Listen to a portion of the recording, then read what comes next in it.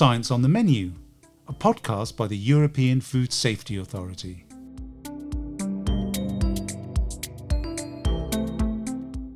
Hello everybody and welcome to another episode of EFSA's podcast series Science on the Menu. My name is James Ramsey, I'm the Head of Communications here at EFSA, and today we're going to be talking about contaminants in food. And to do that and to join me in the studio we have Mary Gilsenan. Mary is the head of our unit for feed and contaminants. A very warm welcome to you, Mary. How are you? Thank you, James. I'm good, thank you. Great. Let's start with the basics. So what do we mean when we're talking about contaminants in food? Just give us a bit of context to help us understand. Okay, so there are different types of food contaminants. We have the classic ones like microbial contaminants when we eat salmonella or listeria, for example, and we get sick the next day. We know all about those. But there's also, they're more like microbial contaminants. But what we're going to talk about today is more on chemical contaminants. And these are a whole vast array of chemical substances that are present in our food supply, unintentionally present. Okay, they're not deliberately added, like pesticides, for example. They're unintentionally present for different reasons and generally present at low doses. But if we consume them over a long period, they could have harmful effects on health. Okay, so you mentioned they're not intentionally added. How might they enter into the food supply then? What are the different kind of routes for contaminants to come into our food? Yeah, they can be present in food through different routes. So we have naturally occurring chemical contaminants, and they enter the food chain naturally, usually through plant-based foods. Yeah. So what would be an example of that? A typical example would be mycotoxins, okay? Toxins that are produced from molds that form on plants, either in the field or post-harvest, yeah. And there are many types of different mycotoxins in the food supply produced from different types of molds. Mm-hmm. Even though they're natural, we sometimes think natural with a good connotation, but natural is not always good. Yeah. They can be quite harmful. Then we have process contaminants, which occur during processing or cooking. And they kind of form naturally during processing and cooking, but they can also have harmful effects as well if consumed in large amounts. The other type of contaminants that we assess the safety of are environmental contaminants. And these are things like dioxins, PCBs, brominated flame retardants that are emitted into the environment, air, water, soil, for example, and end up in the food chain. Okay, yeah. These would be, am I right in thinking these are sometimes referred to as the forever chemicals? Indeed, yes, because they're so persistent in the food chain. Yeah. One class of chemicals that falls under this umbrella, I think, is PFAS. We've seen a lot of coverage in the media recently about that, and our colleagues also. We've done some work on PFAS in the past. And our colleagues at the European Chemicals Agency are also working on that. And in fact, before we sat down today, we took a moment to speak with them to tell us about what they're doing in this area. So we'll hear what they have to say, and then we'll come back to our conversation here. Why PFAS are a problem. I am Bastian Zeiger. I work at the European Chemicals Agency, or ECHA. PFAS are very persistent. And even if the releases would stop today, exposure would continue for many decades or even centuries. They contaminate, for example, groundwater, but also drinking water, and they are very, very difficult to clean up. This means that they accumulate in the environment up to a point where they will cause an effect. This is especially an issue because they are used in so many different applications. To give you a few examples, they're used in food contact materials, like in our frying pan. They're used in textiles, like in the waterproof jacket that you put on when it's raining outside, but also in a host of different industrial applications. This also means that daily exposure leads to presence in our blood, and in fact most of us have them in our blood today. Now let's talk about the proposal that has been submitted to ECHA. It was submitted at the beginning of this year by Denmark, Germany, the Netherlands, Norway and Sweden, and it covers all PFAS and all uses of PFAS. There was a 6-month consultation which ended on the 25th of September, and we received a record 5,600 comments from over 50 countries. They were submitted mostly by companies, but also by sector associations, NGOs, individuals, and so on. You can access all non-confidential comments on our website. The Risk Assessment Committee and the Socioeconomic Analysis Committee are currently evaluating the proposal that we have received. RAC, the Risk Assessment Committee, is looking at the PFAS risks. SEAC, the Socioeconomic Analysis Committee, is evaluating the costs and benefits of the proposed restriction. We are very committed to deliver a final opinion as soon as possible, while at the same time ensuring that there is proper scrutiny by the scientific committees. Once the opinion has been adopted by both RAC and SEAC, it will be published on our website, and the Commission, together with the EU countries, will decide on the final restriction. That's what we're looking out for, I guess, at EFSA. I mean, what do we do? I mean, what does a risk assessment of contaminants in food or chemical contaminants in food involve? Then, how would we go about, looking at these chemicals? Okay. Well, typically we get a request from the risk manager in Brussels, the legislator in Brussels, to look at a particular contaminant or class of contaminants. And we work with a team of experts from all over Europe with all different disciplines. So we cover all areas that need to be covered. And we would typically, our experts would typically assess the toxicology literature and look at all the possible toxic effects that a particular contaminant could cause for humans or animals, depending on what literature is available.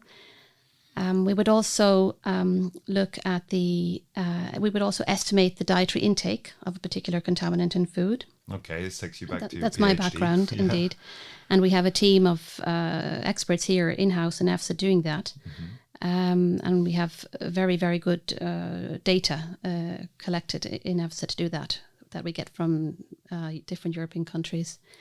And we essentially, our experts look at the toxic effects. They agree on the most sensitive toxic effect, and then they estimate the level, the highest dose of a contaminant that does not produce an adverse effect in animals, for example.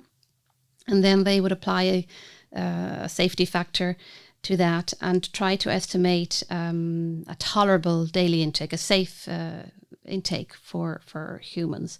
And then, of course, we compare that to the estimated dietary intake, and they assess the risk based on the intake and the toxicological effect, basically. Okay, yeah, that makes sense. So if the exposure is above that level, let's say the safe level for want of the tolerable daily intake, then there's a risk. That implies a risk. That implies a risk. Yeah. Okay. Yeah. And with that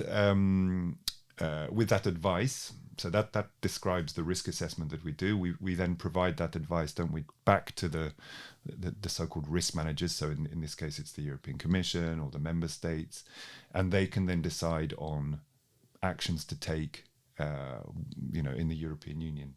Exactly. Yeah. They typically in Brussels, they typically legislate based on our scientific assessments, and that could be putting in place maximum levels of contaminants in food or feed, by the way, because some come in through animal feed into the animals and then humans. Or they might set recommendations for closer monitoring of particular contaminants in member states. Yeah. And ask the member states to send those data to EFSA every year, so they keep an eye on the situation basically in the member states. Very good. You've given us a sense, Mary, of what it is that EFSA does, and the different types of chemical contaminants that we're looking at. Just on the, I just wanted to go back to something you were saying about the process contaminants. So because it strikes me that we may, as consumers, be familiar with some of these contaminants. Some are in the environment, okay, where as an individual you can have there's not a lot you can do to impact on your exposure to these substances. But with some of these process contaminants, there is something that me as a consumer in my own home can do. Can you just talk a bit to us about that, and maybe give us a specific example? That's true. I think the process contaminants are the ones that are closest to our kitchen, really. And the one that most people know about, of course, is acrylamide, because it forms during high temperature cooking, also in the kitchen as well as in the factories, the food factories. But that's one where we as consumers do have a little bit of autonomy in controlling the level of acrylamide that we consume. Yeah. So what would acrylamide? How would I recognize it in the kitchen then? What's it look like? Well, the nice when you bake or fry fried chips, for example, the nice brown color on the chips, or when you bake a cake, the nice browning on the top. It's typically that nice brown color that we have on baked and fried food. It also gives it a nice taste as well. But and also toast when we toast. Yes, if we overdo it a little bit, it's perhaps not good on the acrylamide index. Okay, so and what's the risk from acrylamide? I mean, if I remember correctly, it's linked to carcinogenic effects, so cancerous effects. Yes, it is. Okay. Yes. So that's an example where we as consumers, I guess, can do something ourselves to try and reduce our exposure to or our intake of these chemicals. Exactly. And what would that mean? How do you go about doing that? Well, if you like to cook. If you like potato chips and you like to cook them in the deep fat fryer, for example, it might be good if you want to reduce your acrylamide, to reduce your intake of fried chips in the deep fat fryer, which can also be a win-win situation, because if you want to look at your waistline as well, it's probably a good thing, to cut down on those type of foods. Okay, a double win, a double benefit. Okay, Mary, thanks very much. Well, we've talked to you today about what EFSA is doing in this space. What the different types of chemical contaminants we find in food are. Before we close, I just wanted to ask you, to look forward a little bit, and to ask you for your thoughts on what the future holds for the assessment or the risk assessment of chemical contaminants. Yeah, that's a good question. Do you have any thoughts on that? I mean, probably climate change is a big factor that will influence the levels and the distribution of chemical contaminants in our food. And here I go back to what I was talking about previously about mycotoxins, the naturally occurring contaminants.